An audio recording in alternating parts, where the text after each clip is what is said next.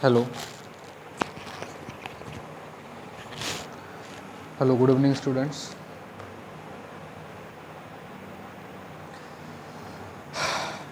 क्या हाल है आप सभी के? आशा करते हैं आप सभी लोग अच्छे होंगे, अच्छे से पढ़ रहे होंगे, मेहनत कर रहे होंगे। लेकिन पिछले कुछ दिनों से हम देख रहे हैं कि आप हमारी वीडियो पर ज़्यादा शेयर नहीं कर रहे हो, लाइक भी नहीं कर रहे हो, सब्सक्राइब भी नहीं कर रहे हो।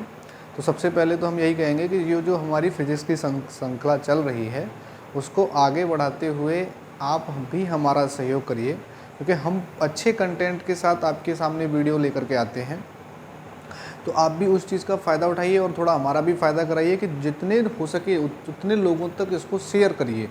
और जब शेयर पहुंचेगा तो जाहिर सी बात है कि हम जो पढ़ा रहे हैं वो ज़्यादा लोगों में भैया पहुंचेगा और ज़्यादा लोगों को फ़ायदा होगा। तो आप अकेले का फ़ायदा ना होने दें, छोटी छोटी बातों को इनको करते रहें भैया, ज़्यादा इनको शेयर करते रहें आप। और शेयर करने में आपका भी कुछ पैसा खर्च नहीं होता है दोस्तों।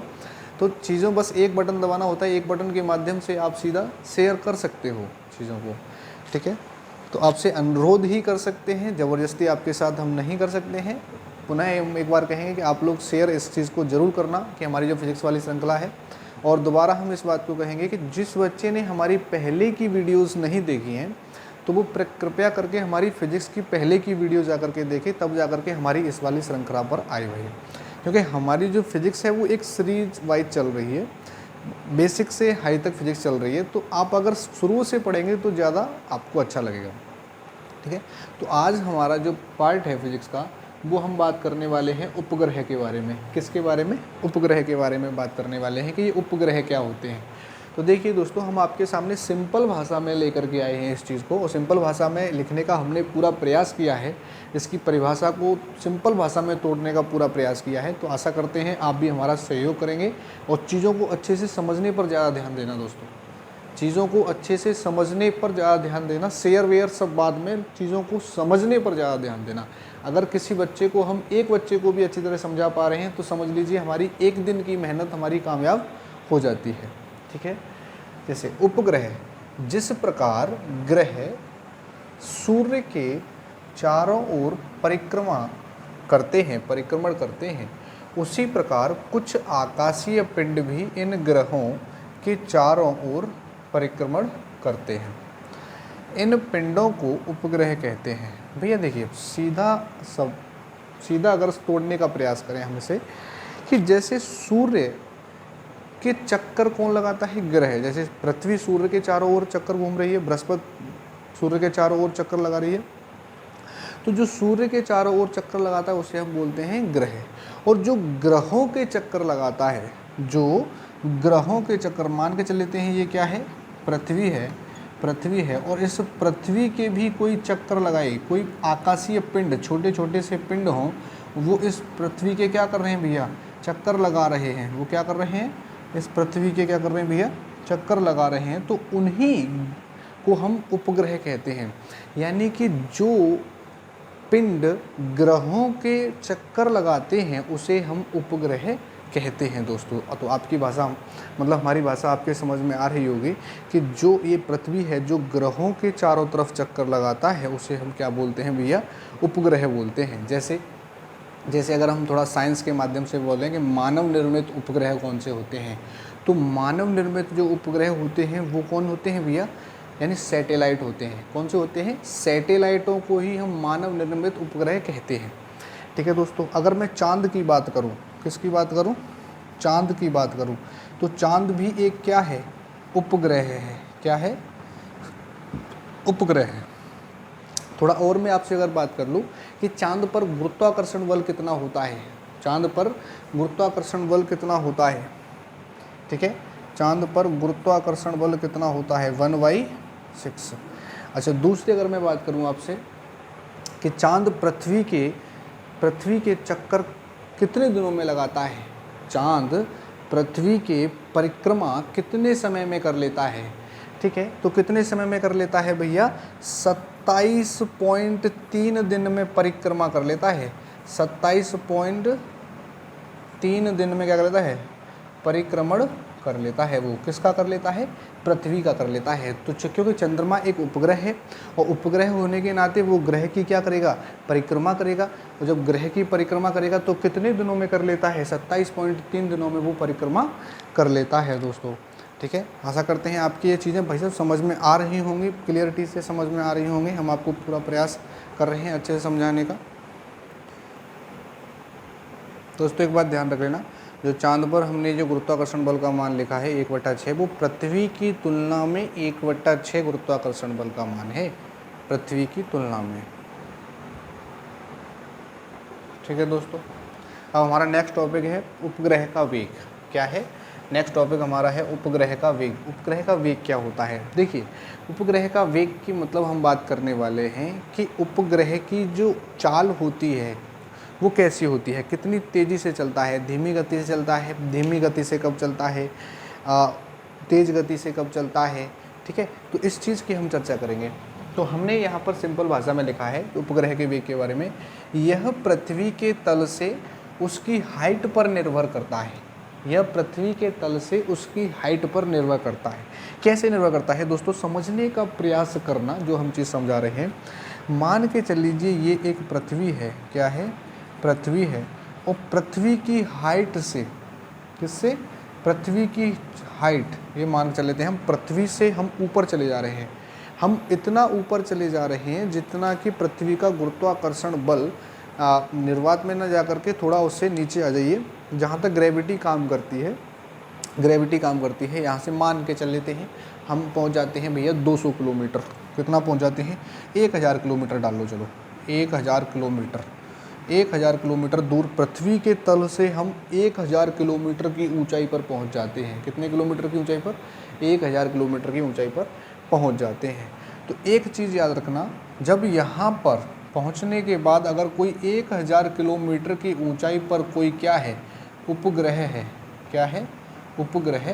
यानी कि पृथ्वी की से ऊपर जाने पर, 1000 किलोमीटर ऊपर जाने पर एक उपग्रह मिलता है, और वो उपग्रह पृथ्वी की घूर्णन गति के साथ गति कर रहा है। किस गति के साथ गति कर रहा है दोस्तों? पृथ्वी की घूर्णन गति के साथ गति कर रहा है।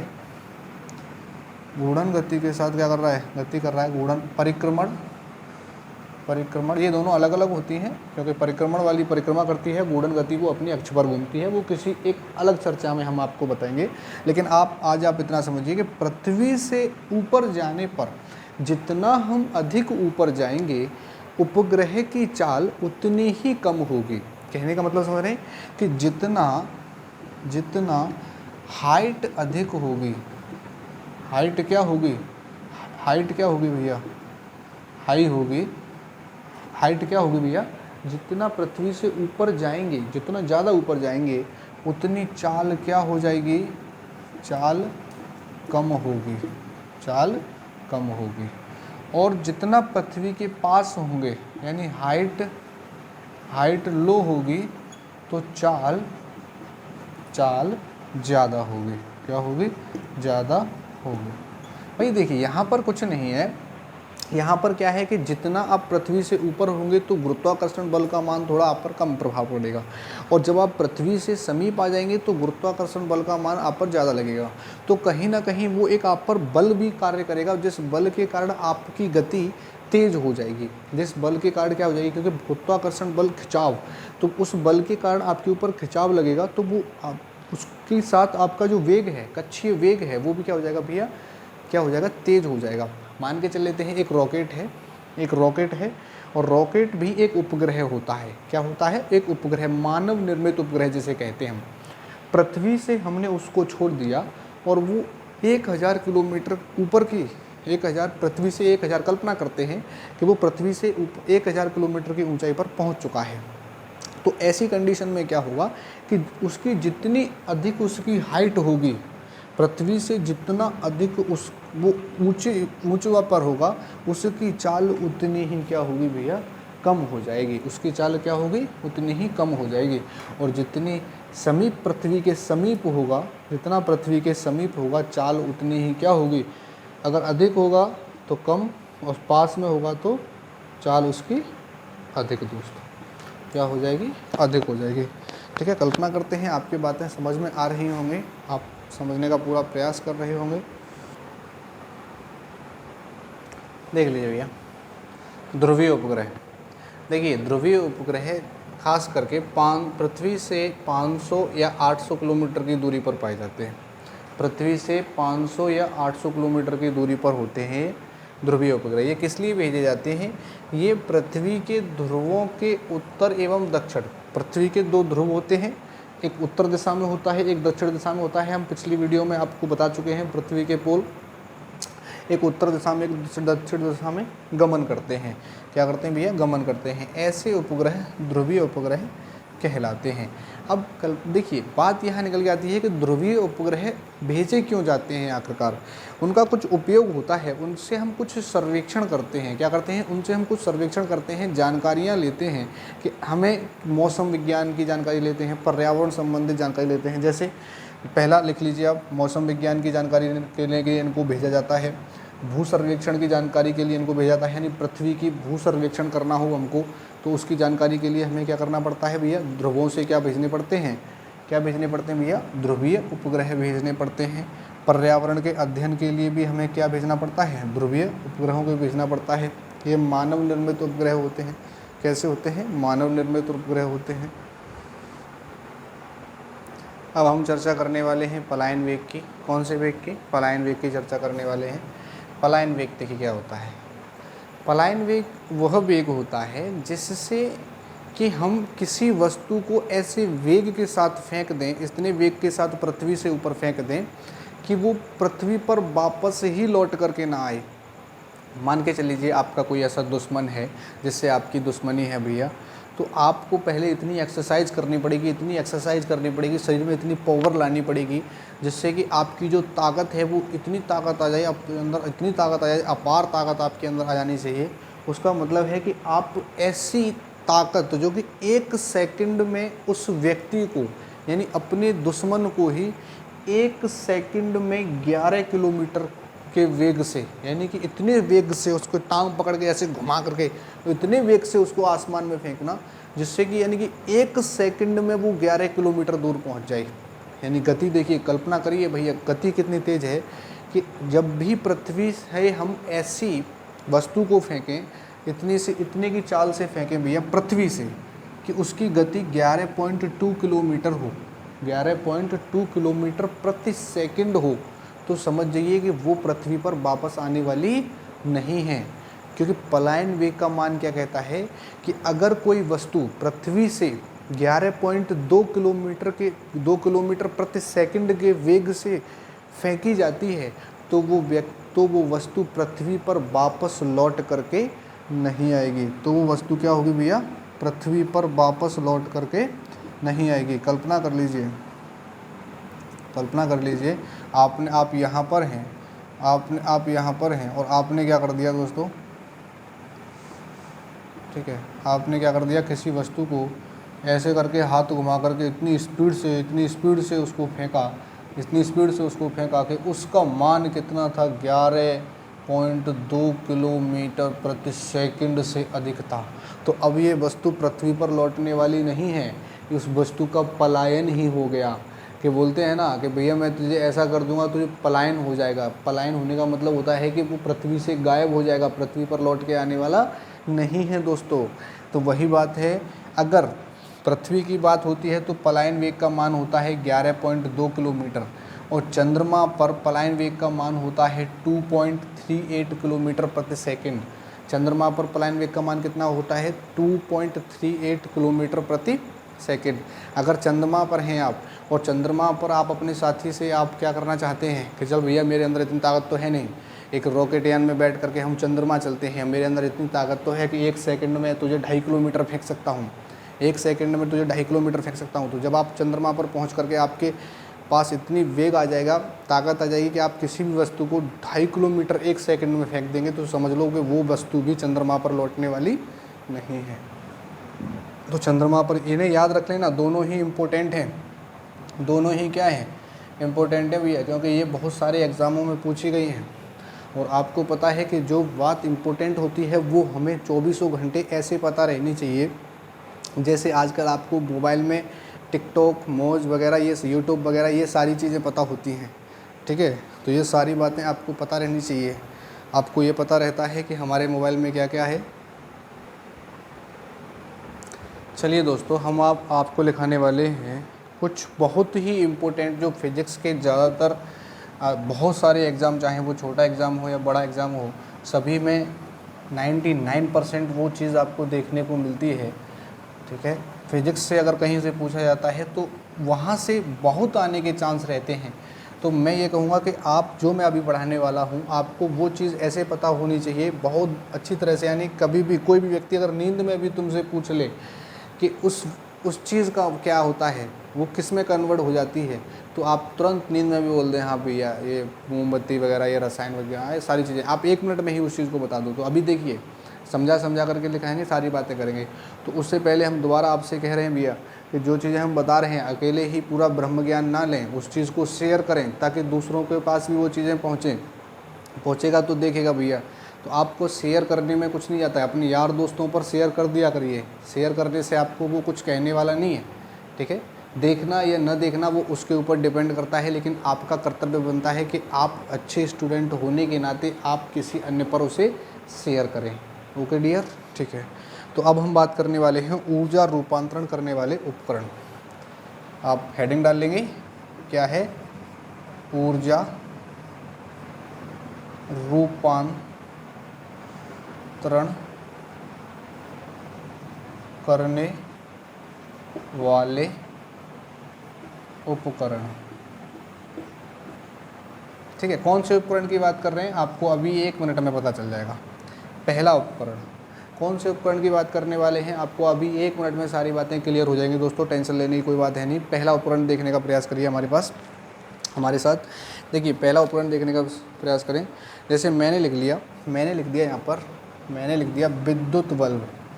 क्या लिख लिया, विद्युत बल्ब।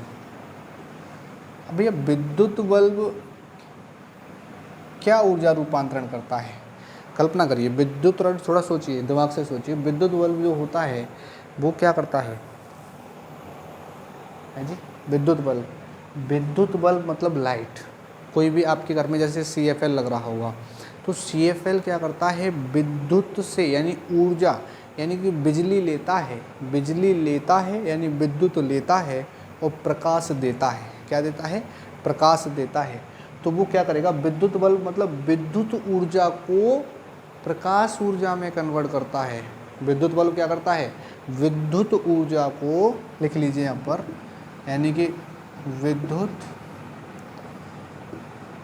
ऊर्जा को प्रकाश ऊर्जा में, किसमें भैया, प्रकाश ऊर्जा में। नेक्स्ट की अगर मैं तुमसे बात करूं, थोड़ी चर्चा करूं, तो भैया नेक्स्ट क्या होता है, जैसे मैंने लिख दिया विद्युत सेल। क्या लिख दिया, विद्युत बल्ब हो गया।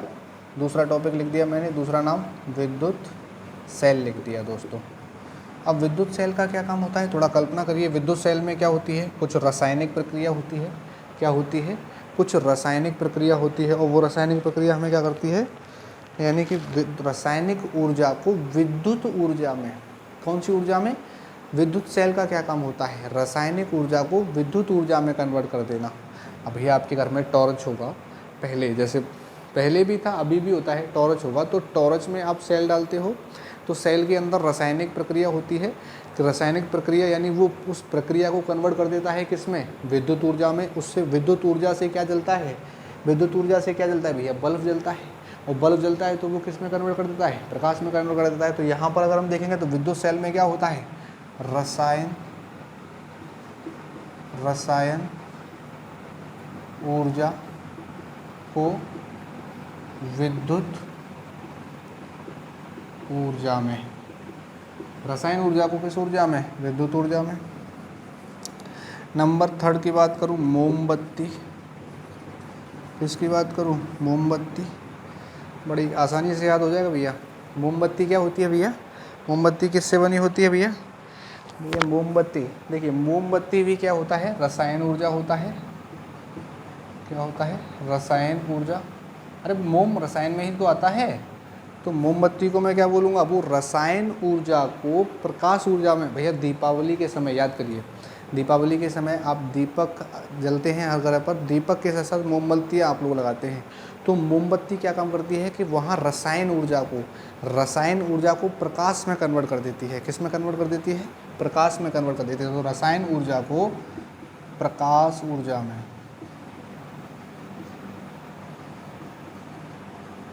ऊर्जा में, रसायन ऊर्जा को कौन सी ऊर्जा में भैया? प्रकाश ऊर्जा में। अगर मैंने चौथा और लिख दिया, यानी कि इलेक्ट्रॉनिक पंखा, कौन सा? इलेक्ट्रॉनिक, आप पूरा नाम लिखना, मैं आधा लिख रहा हूँ, इलेक्ट्रॉनिक पंखा। अब सोचिए थोड़ी, 1 मिनट के लिए, 1 सेकंड के लिए कल्पना करिए कि इलेक्ट्रॉनिक पंखा क्या क्या करता है। इलेक्ट्रॉनिक पंखा भैया क्या करता है? देखिए, इलेक्ट्रॉनिक पंखा घूमता है, किससे घूमता है? विद्युत से घूमता है। बिजली से चलता है, नहीं चलता? तो विद्युत ऊर्जा को, कौन सी ऊर्जा में? विद्युत ऊर्जा को यांत्रिक, कौन सी भैया? यांत्रिक ऊर्जा में, यांत्रिक ऊर्जा में। विद्युत ऊर्जा को किस में कन्वर्ट कर देता है? यांत्रिक ऊर्जा में कन्वर्ट कर देता है। अगर मैं बोलूँ सितार, अगर मैं बोलूँ सितार, क्या बोलूँ मेरे दोस्त? सितार। अब बताइए, बहुत अच्छा टॉपिक है सितार। अब सितार किस ऊर्जा में कन्वर्ट करता है? थोड़ा मुझे कल्पना करके बताइए, 1 सेकेंड। जब तक आप कमेंट कर दीजिए, जब तक आप 1 सेकंड में, कि सितार कौन सी ऊर्जा में कन्वर्ट करता है, थोड़ा सोच के देखिए। सितार क्या करता है भैया? ध्वनि ऊर्जा। क्या करता है? ध्वनि होती है सितार में, ध्वनि होती है। क्या होती है? सितार में ध्वनि होती है। तो सितार क्या करता है? यांत्रिक ऊर्जा, कौन सी ऊर्जा? यांत्रिक ऊर्जा से ध्वनि ऊर्जा में कन्वर्ट कर देता है।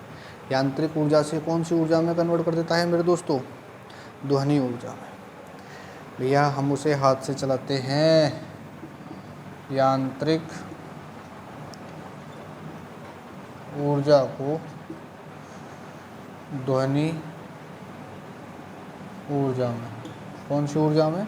यांत्रिक ऊर्जा को कौन सी ऊर्जा में मेरे दोस्त? ध्वनि ऊर्जा में। नंबर 6 भैया, नंबर 6 डीजल इंजन। कौन सा? मैंने लिख दिया डीजल इंजन। Diesel engine. अब बताइए, डीजल इंजन किस में काम करता है? थोड़ा बताइए, आराम से लिख लेना। इधर भी, इधर हम थोड़ा जगह साफ कर देते हैं।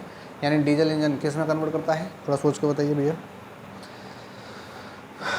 वही पुराना, डीजल इंजन में क्या होता है? तेल होता है। और तेल कौन सी प्रक्रिया में आता है? रसायन।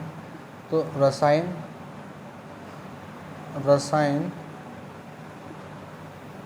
ऊर्जा को यांत्रिक ऊर्जा में, कौन सी ऊर्जा में मेरे दोस्त? यांत्रिक ऊर्जा में। अगर कोई चीज़ समझ में ना आए तो मुझे कमेंट में बताना, मैं उसे आपके लिए कल और सिंपल कर दूंगा। वैसे सारी चीज़ें सिंपल हैं, देख लीजिए। विद्युत बल्ब, विद्युत मतलब किससे चलता है भैया? विद्युत ऊर्जा से या बिजली से चलता है। अब बिजली से चलता है, बल्ब चलेगा तो क्या देगा? प्रकाश ही देगा। तो भैया प्रकाश ऊर्जा लिख दिया। विद्युत सेल मतलब रसायन से चलता है। किससे चलता है? रासायनिक प्रक्रिया से चलता है। और रसायन से चलेगा विद्युत सेल, तो कहीं ना कहीं मुझे विद्युत ऊर्जा मिलेगी। कैसी ऊर्जा मिलेगी? विद्युत ऊर्जा मिलेगी। दूसरी बात, मोमबत्ती। मोमबत्ती में रसायन ऊर्जा होती है, लेकिन किसके लिए प्रयोग करते हैं हम भैया? प्रकाश ऊर्जा के लिए प्रयोग करते हैं। कौन सी ऊर्जा के लिए प्रयोग करते हैं? प्रकाश ऊर्जा के लिए प्रयोग करते हैं। ठीक है दोस्तों। ई पंखा यानी इलेक्ट्रॉनिक पंखा होता है। इलेक्ट्रॉनिक पंखा किसके लिए होता है? 1 सेकंड, चलिए। इलेक्ट्रॉनिक पंखा किसके लिए होता है? यानी विद्युत ऊर्जा को यांत्रिक ऊर्जा में कन्वर्ट करता है। इलेक्ट्रॉनिक पंखा जो होता है भैया, पंखा चलाने के लिए हम विद्युत देते हैं, बिजली से ही तो पंखा चलाते हैं। और पंखा चलाने के बाद वो किस में कन्वर्ट हो जाता है? यांत्रिक ऊर्जा में कन्वर्ट हो जाता है। और सितार यांत्रिक ऊर्जा को किस में कन्वर्ट कर देता है? ध्वनि ऊर्जा में। भैया सितार, गिटार जब हम बजाते हैं तो उससे ध्वनि निकलती है, सायरन यानी आवाज़ें निकलती हैं, अच्छी अच्छी चीज़ें निकलती हैं भैया। तो यांत्रिक ऊर्जा को कौन सी में? ध्वनि ऊर्जा में। डीजल इंजन, डीजल इंजन मतलब रसायन ऊर्जा को कौन सी ऊर्जा में? यांत्रिक ऊर्जा में। ठीक है। अगर मैंने लिख दिया डायनामो, अगर मैंने लिख दिया डायनामो, देखिए काफ़ी सारे एग्ज़ामों में पूछा भी गया है दोस्तों, बहुत एग्ज़ामों में पूछा गया है डायनामो। तो थोड़ा सोच के बताइए, डायनामो जनरेटर के आगे लगता है, जनरेटर के आगे शादी ब्याह में आपने देखा होगा कि जनरेटर के आगे हम डायनामो लगाते हैं और डायनामो लगाने के बाद हम क्या प्रयोग करते हैं भैया, क्या प्रयोग करते हैं? विद्युत।